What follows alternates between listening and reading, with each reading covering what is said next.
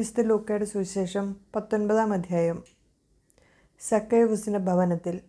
യേശു ജെറിക്കോയിൽ പ്രവേശിച്ച് അതിലൂടെ കടന്നു പോകുകയായിരുന്നു. അവിടെ സക്കൈവൂസ് എന്നു പേരായ ഒരാളുണ്ടായിരുന്നു. അവൻ ചുങ്കക്കാരിൽ പ്രധാനനും ധനികനുമായിരുന്നു. യേശു ആരെന്ന് കാണാൻ അവൻ ആഗ്രഹിച്ചു. പൊക്കം കുറവായിരുന്നതിനാൽ ജനക്കൂട്ടത്തിൽ നിന്നുകൊണ്ട് അത് സാധ്യമായിരുന്നില്ല.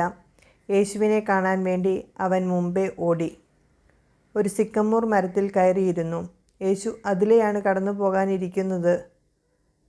അവിടെ എത്തിയപ്പോൾ അവൻ മുകളിലേക്ക് നോക്കി പറഞ്ഞു, സക്കേവൂസ്, വേഗം ഇറങ്ങി വരിക.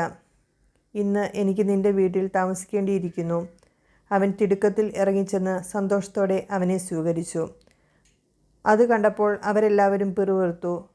ഇവൻ പാപിയുടെ വീട്ടിൽ അതിഥിയായി താമസിക്കുന്നല്ലോ. സക്കേവൂസ് എഴുന്നേറ്റ് പറഞ്ഞു, കർത്താവേ, ഇതാ എൻ്റെ സ്വത്തിൽ പകുതി ഞാൻ ദരിദ്രർക്ക് കൊടുക്കുന്നു. ആരുടെയെങ്കിലും വക വഞ്ചിച്ചെടുത്തിട്ടുണ്ടെങ്കിൽ 4 ഇരട്ടിയായി തിരിച്ചു കൊടുക്കുന്നു. യേശു അവനോട് പറഞ്ഞു, ഇന്ന് ഈ ഭവനത്തിന് രക്ഷ ലഭിച്ചിരിക്കുന്നു. ഇവനും അബ്രാഹത്തിൻ്റെ പുത്രനാണ്. നഷ്ടപ്പെട്ടു പോയതിനെ കണ്ടെത്തി രക്ഷിക്കാനാണ് മനുഷ്യപുത്രൻ വന്നിരിക്കുന്നത്. 10 നാണയത്തിൻ്റെ ഉപമ.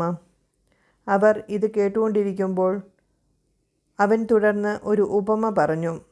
കാരണം അവൻ ജെറുസലേമിന് സമീപത്തായിരുന്നു. ദൈവരാജ്യം ഉടൻ വന്നു ചേരുമെന്ന് അവർ വിചാരിക്കുകയും ചെയ്തിരുന്നു. അവൻ പറഞ്ഞു, ഒരു പ്രഭു രാജപദവി സ്വീകരിച്ച് തിരിച്ചു വരാൻ വേണ്ടി ദൂരദേശത്തേക്ക് പോയി. അവൻ ഭൃത്യന്മാരിൽ 10 പേരെ വിളിച്ച് 10 നാണയം അവരെ ഏൽപ്പിച്ച് പറഞ്ഞു, ഞാൻ തിരിച്ചു വരുന്നതുവരെ നിങ്ങൾ ഇതുകൊണ്ട് വ്യാപാരം ചെയ്യുവിൻ. അവൻ്റെ പൗരന്മാർ അവനെ വെറുത്തിരുന്നു. ഈ മനുഷ്യൻ ഞങ്ങളെ ഭരിക്കുവാൻ ഞങ്ങൾ ഇഷ്ടപ്പെടുന്നില്ല എന്ന നിവേദനവുമായി അവർ ഒരു പ്രതിനിധി സംഘത്തെ അവൻ്റെ പിന്നാലെ അയച്ചു. എന്നാൽ അവൻ രാജപദവി സ്വീകരിച്ച് തിരിച്ചു വന്നു. താൻ പണം ഏൽപ്പിച്ചിരുന്ന ഭൃത്യന്മാർ വ്യാപാരം ചെയ്ത് എന്ത് സമ്പാദിച്ചുവെന്ന് അറിയുന്നതിന് അവരെ വിളിക്കാൻ അവൻ കൽപ്പിച്ചു. ഒന്നാമൻ വന്നു പറഞ്ഞു, യജമാനനെ, നീ തന്ന നാണയം 10 കൂടി നേടിയിരിക്കുന്നു. അവൻ പറഞ്ഞു, കൊള്ളാം, നല്ലവനായ ഭൃത്യ, ചെറിയ കാര്യത്തിൽ വിശ്വസ്തനായിരുന്നതുകൊണ്ട് 10 നഗരങ്ങളുടെ മേൽ നീ അധികാരിയായിരിക്കും. രണ്ടാമൻ വന്നു പറഞ്ഞു, യജമാനനെ, നീ തന്ന നാണയം 5 കൂടി നേടിയിരിക്കുന്നു. യജമാനൻ അവനോട് പറഞ്ഞു, 5 നഗരങ്ങളുടെ മേൽ നീ അധികാരിയായിരിക്കും. വേറൊരുവൻ വന്നു പറഞ്ഞു, യജമാനനെ, ഞാൻ തുണിയിൽ പൊതിഞ്ഞ് സൂക്ഷിച്ചിരുന്ന നിന്റെ നാണയം ഇതാ. നിന്നെ എനിക്ക് ഭയമായിരുന്നു, കാരണം നീ കർക്കശനും വയ്ക്കാത്തത് എടുക്കുന്നവനും വിതയ്ക്കാത്തത് കൊയ്യുന്നവനുമാണ്. അവൻ പറഞ്ഞു, ദുഷ്ടഭൃത്യ, നിന്റെ വാക്കുകൊണ്ട് തന്നെ നിന്നെ ഞാൻ വിധിക്കും. ഞാൻ കർക്കശനും വയ്ക്കാത്തത് എടുക്കുന്നവനും വിധിക്കാത്തത് കൊയ്യുന്നവനുമാണെന്ന് നീ അറിഞ്ഞിരുന്നല്ലോ. പിന്നെ നീ എന്തുകൊണ്ട് പണമിടപാടുകാരെ എൻ്റെ പണം ഏൽപ്പിച്ചില്ല? എങ്കിൽ ഞാൻ മടങ്ങി വരുമ്പോൾ പലിശയോടുകൂടി അത് തിരിച്ചു വാങ്ങാമായിരുന്നില്ലേ? അവൻ ചുറ്റും നിന്നിരുന്നവരോട് പറഞ്ഞു, അവനിൽ നിന്ന് ആ നാണയമെടുത്ത് 10 നാണയമുള്ളവന് കൊടുക്കുക. അവർ അവനോട്, യജമാനനെ, അവന് 10 നാണയമുണ്ടല്ലോ എന്ന് പറഞ്ഞു. ഞാൻ നിങ്ങളോട് പറയുന്നു, ഉള്ളവന് കൊടുക്കപ്പെടും, ഇല്ലാത്തവനിൽ നിന്ന് ഉള്ളതുപോലും എടുക്കപ്പെടും. ഞാൻ ഭരിക്കുന്നത് ഇഷ്ടമില്ലാതിരുന്ന എൻ്റെ ശത്രുക്കളെ ഇവിടെ കൊണ്ടുവന്ന് എൻ്റെ മുന്നിൽ വെച്ച് കൊന്നുകളയുവിൻ. ജെറുസലേമിലേക്ക് രാജകീയ പ്രവേശം. അവൻ ഇത് പറഞ്ഞതിന് ശേഷം ജെറുസലേമിലേക്കുള്ള യാത്ര തുടർന്നു. ഒലിവുമലയ്ക്കരികെയുള്ള ബെത്ഫഗെ, ബെഥാനിയ എന്നീ സ്ഥലങ്ങളെ സമീപിച്ചപ്പോൾ അവൻ 2 ശിഷ്യന്മാരെ ഇപ്രകാരം നിർദ്ദേശിച്ചയച്ചു, എതിരെ കാണുന്ന ഗ്രാമത്തിലേക്ക് പോകുവിൻ. അവിടെ ചെല്ലുമ്പോൾ ആരും ഒരിക്കലും കയറിയിട്ടില്ലാത്ത ഒരു കഴുതക്കുട്ടിയെ കെട്ടിയിരിക്കുന്നത് കാണാം. അതിനെ അഴിച്ചു കൊണ്ടുവരിക. നിങ്ങൾ അതിനെ അഴിക്കുന്നത് എന്തിനാണെന്ന് ആരെങ്കിലും ചോദിച്ചാൽ, കർത്താവിന് അതിനെക്കൊണ്ട് ആവശ്യമുണ്ട് എന്ന് പറയുക.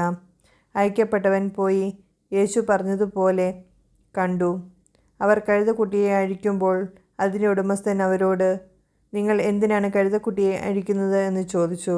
കർത്താവിന് ഇതിനെക്കൊണ്ട് ആവശ്യമുണ്ട് എന്ന് അവർ പറഞ്ഞു. അവർ അതിനെ യേശുവിൻ്റെ അടുക്കൽ കൊണ്ടുവന്നു. തങ്ങളുടെ വസ്ത്രങ്ങൾ കഴുതക്കുട്ടിയുടെ പുറത്ത് വിരിച്ച് അവർ യേശുവിനെ ഇരുത്തി.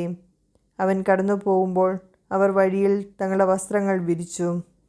അവൻ പട്ടണത്തോടടുത്ത് ഒലിവുമലയുടെ ചരിവിന് സമീപത്തെത്തിയപ്പോൾ ശിഷ്യഗണം മുഴുവൻ സന്തോഷിച്ച് തങ്ങൾ കണ്ട എല്ലാ അത്ഭുത പ്രവൃത്തികളെയും പറ്റി ഉച്ചത്തിൽ ദൈവത്തെ സ്തുതിക്കാൻ തുടങ്ങി. കർത്താവിൻ്റെ നാമത്തിൽ വരുന്ന രാജാവ് അനുഗ്രഹീതൻ, സ്വർഗത്തിൽ സമാധാനം, അത്യുന്നതങ്ങളിൽ മഹത്വമെന്ന് അവർ ആർത്തു വിളിച്ചു. ജനക്കൂട്ടത്തിലുണ്ടായിരുന്ന ചില ഫരിസേയർ അവനോട് പറഞ്ഞു, ഗുരു, നിന്റെ ശിഷ്യന്മാരെ ശാസിക്കുക. അവൻ പ്രതിവചിച്ചു, ഇവർ മൗനം ഭജിച്ചാൽ ഈ കല്ലുകൾ ആർത്തു വിളിക്കുമെന്ന് ഞാൻ നിങ്ങളോട് പറയുന്നു.